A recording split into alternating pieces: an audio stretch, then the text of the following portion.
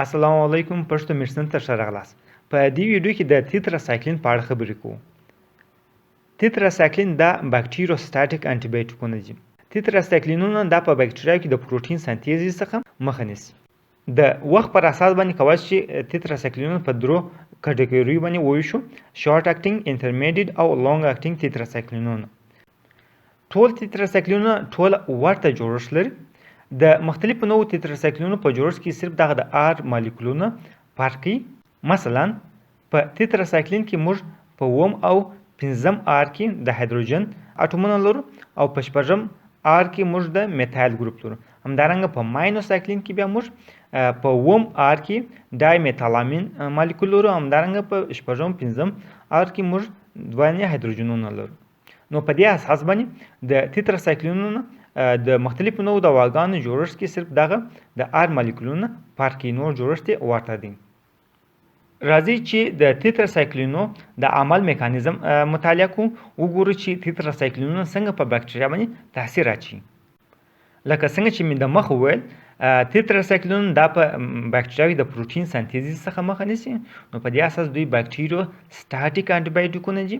دوی نه پرېږدي چې باکټریا نمو او تکثر وکړي. نو راځئ چې وګورو د باکټریا پروتین سنتیز څنګه ترسره کیږي او تیتراسایکلینز په کوم ځای کې مداخله کوي او څنګه د باکټریا پروتین سنتیز مخه نیسي. د پروتین سنتیز لپاره لومړی ضرور دی چې ډي ان اے و مسنجر ار ان اے ته ترانسکریپټ شي او وروسته دغه مسنجر ار ان اے باید د رایبوزم په واسطه باندې ترانسلیټ یا ترجمه شي.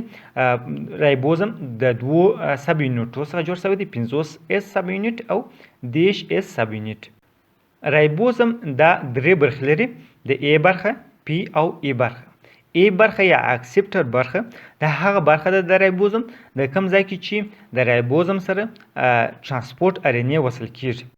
نو کله چې مسنجر ار ان اے و رایبوزم ته راشي، نو د مسنجر ار ان اے د کوډ مطابق ترانسپورت ار ان اے و رایبوزم ته راځي. تاسو ګورئ موږ دلته په مسنجر ار ان اے کې ادنین، یوراسیل، ګوانین لرو. د دوی مطابق د ادنین په مقابل کې یوراسیل، د یوراسیل په مقابل کې انین او د ګوانین په مقابل کې موږ سایتوزین درلودونکي ترانسپورت ار ان اے لرو. نو دغه ترانسپورت ار ان اے راځي د رایبوزم سره په ای برخه کې یوځای کیږي. وروسته په عین شکل سره د دوم کوډ مطابق ترانسپورت ار ان اے راځي او په ای برخه کې د رایبوزم سره یوځای کیږي او ار ترانسپورت ار ان اے د ځان سره یو امینو اسید لري او د امینو اسیدونه په پی برخه کې یو د بل سره یوځای کیږي. نو د مسنجر ار ان اے د کوډ مطابق په عین شکل باندې په دوامدار ډول باندې ترانسپورت ار ان اے و رایبوزم ته امینو اسیدونه راوړي او دلته په رایبوزم کې دغه امینو اسیدو سره پیپټایډونه او پولی پیپټایډونه چین یا زنجیرونه جوړیږي. نو په دغه مراحلو کې د پروتین سنتیز د تیتراسایکلینونه څنګه مداخله کوي. ګور، تیتراسایکلینونه چې کله موږ استفاده ځینې وکړو، تیتراسایکلینز راځي د باکټریا و رایبوزم ده او د باکټریا د رایبوزم د 10 اس سب یونټ د ای برخې سره یوځای کیږي.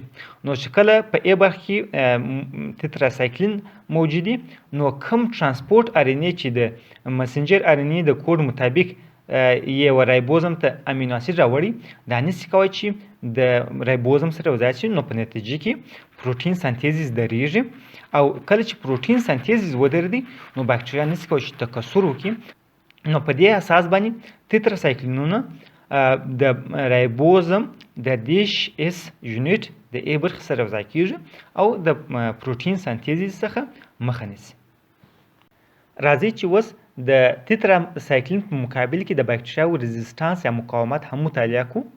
د تیتراسایکلین په مقابل کې عموما باکټریاوي په درې میخانیکیتو سره ريزिस्ټانس منځته راوړي، چې په هغه کې لومړی د ټولو مهم میخانیکیت چې دی هغه د افلوکس پمپ تولید دی.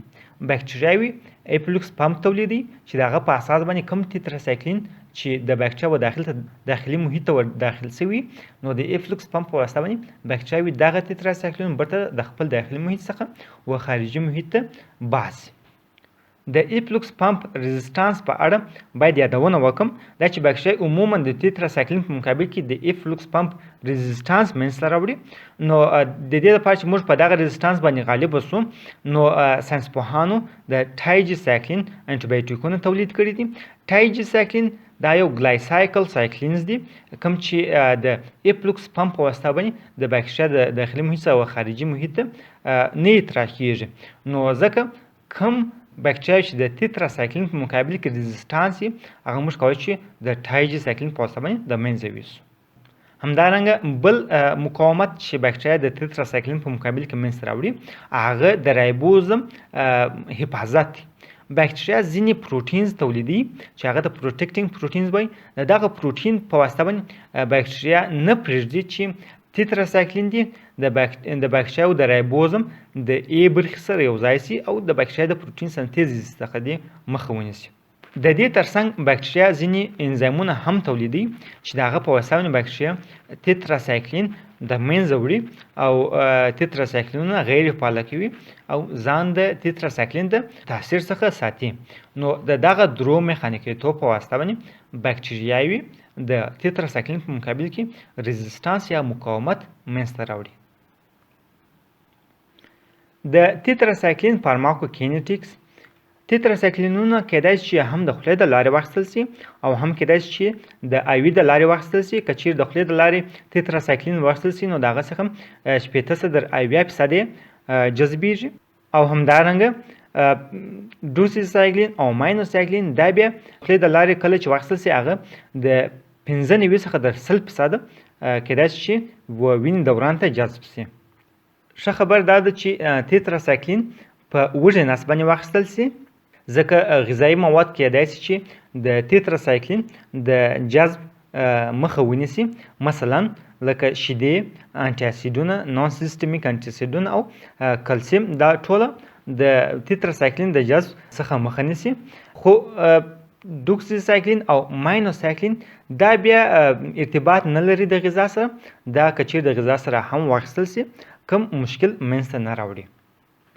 تیتراسایکلینز دا غاښونه او هغه هډوکي چې د ودې په حال کې د هغوی د تخریب لامل ګرځي همدارنګه تیتراسایکلین د پلاسنټا د لارې هم تېرېدای شي نو ښه خبره ده چې تیتراسایکلین په امیدوار ښځو کې او کوچنیانو کې استفاده ونه شي تیتراسایکلین 500 ملي ګرامه ټابلیټ که چیرې د خولې د لارې واخیستل شي نو هغوی د 4 څخه د 6 مایکروګرام پر ملي لیټر هغه اعظمي غلظت په وینې کې تولیدي همدارنګه تیتراسایکلین عموما د صفراوي او یورین د لارې د انسان د بدن څخه اطراح کیږي د ګلومرل فلټریشن د لارې د 10 څخه د 50% تیتراسایکلین د انسان د بدن څخه اطراح کیږي همدارنګه د 10 څخه د 40% دا په مواد غایطي کې د انسان د بدن څخه تیتراسایکلین اطراح کیږي کلینیکي استعمال د تیتراسایکلین په لاندې حالاتو کې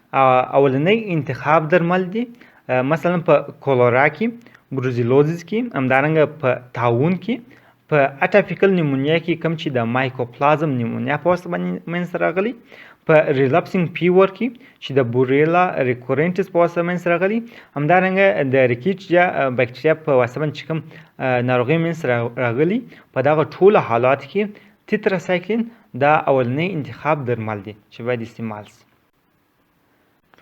د تیتراسایکلین ساید افیکټ یا اډورس افیکټونه په ډایجسټیو سیستم کې تیتراسایکلین ځینې ساید افیکټونه لري لکه ناوژه استفراغ ډایریا یا اسهال کله چې تیتراسایکلین منځته راوړي همدارنګه تیتراسایکلین دا د ډایجسټیو سیستم نارمل فلورا هم د منځه وړي په ځینې نادرو حالاتو کې تیتراسایکلین کولی چې ایزوفاژل السرز یا د مرۍ زخمونه منځته راوړي نو ځکه کله چې تیتراسایکلین څخه استفاده کیږي باید په هغه پسې ښه اوبه وڅښل شي تر څو تیتراسایکلین تر معدې پورې ورسیږي همدارنګه که چیرې های ډوز تیتراسایکلین څخه استفاده وشي نو کولی شي چې هیپاټیک نیکروزیز منځته راوړي همدارنګه کولی شي چې نیفروټوکسیټي هم کولی شي منځته راوړي کله چې د ډایورټیک سره یو ځای استعمال شي